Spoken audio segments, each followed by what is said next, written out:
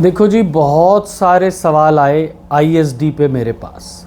मैंने एक वीडियो पहले भी बनाया आईएसडी पे, काफ़ी दिन पहले बनाया था। आपको पता है 1 अप्रैल 2025 से आईएसडी कंपलसरी हो गया। मैंने 6 एफएक्यू निकाले हैं आपके लिए। पहला एफएक्यू, भाई अगर मेरे पास इनसिग्निफिकेंट अमाउंट ऑफ आईटीसी है और मैं उसको फॉरगो करने को तैयार हूं, जो कॉमन आईटीसी है और मैं उसको फॉरगो करने को तैयार हूं, तो भी क्या मुझे इनपुट सर्विस डिस्ट्रीब्यूटर का रजिस्ट्रेशन लेना पड़ेगा? आंसर इज हाँ, यस, लेना पड़ेगा। भले ही मेरे पास इनसिग्निफिकेंट अमाउंट है या सिग्निफिकेंट भी और मैं फॉरगो करने को तैयार हूं, नहीं सर, फिर भी आपको लेना पड़ेगा और उसको ट्रांसफर करना पड़ेगा।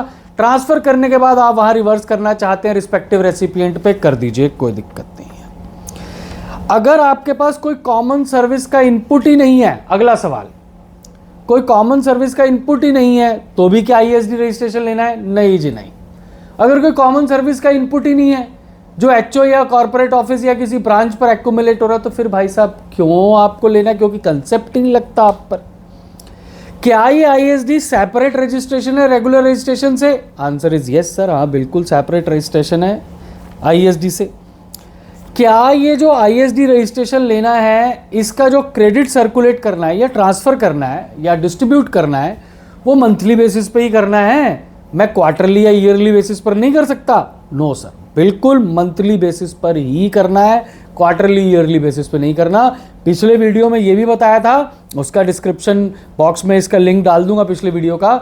ये भी बताया था कि भाई एलिजिबल और इनएलिजिबल अलग अलग क्रेडिट भी ट्रांसफर करने हैं, रजिस्टर्ड अनरजिस्टर्ड दोनों को करने हैं। भले ही कोई रेसिपिएंट एग्जाम सप्लाई कर रहा हो, उसको भी क्रेडिट ट्रांसफर करना है। अगला क्वेश्चन, क्या जो आईएसडी इनवॉइस बनाएगा उस पे ई इनवॉइस बनाने की जरूरत है? Answer is no sir, E invoice बनाने की जरूरत नहीं, क्योंकि ई इनवॉइस केवल टैक्स इनवॉइस पे बनाने की जरूरत है और ये आईएसडी का जो इनवॉइस है ये टैक्स इनवॉइस नहीं है।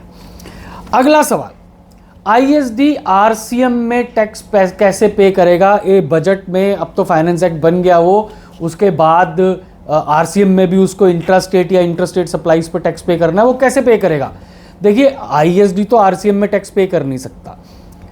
जिस स्टेट में आईएसडी है उसी स्टेट में जो रेगुलर टैक्स पेयर का नंबर है वो आरसीएम में टैक्स पे करेगा और अपने यहां उस महीने में ट्रांसफर करेगा आईएसडी को।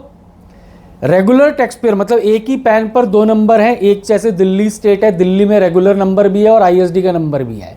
Regular tax payer reverse charge में टैक्स पे करेगा, इनवॉइस करेगा आईएसडी को, आईएसडी के पास क्रेडिट जाएगा, आईएसडी फर्दर आगे रेसिपिएंट्स को वो आरसीएम का क्रेडिट पास कर देगा अपने जीएसटीआर 6 के माध्यम से। तो ये 6 सवाल मुझे लगा आपके लिए बहुत महत्वपूर्ण होंगे। बहुत सारे लोगों से क्वेरीज आ रही थी, अरे सर आपने अभी तक अगर यूट्यूब हमारा चैनल सब्सक्राइब नहीं किया, वीडियो लाइक नहीं किया, और वीडियो लाइक करके शेयर कीजिए और सब्सक्राइब करने के बाद बेल आइकन को प्रेस करना ना भूलें और आगे, ताकि मैं फर्दर इसी तरह के और इंफॉर्मेटिव और यूजफुल वीडियोस बनाता रहूं। बहुत बहुत धन्यवाद।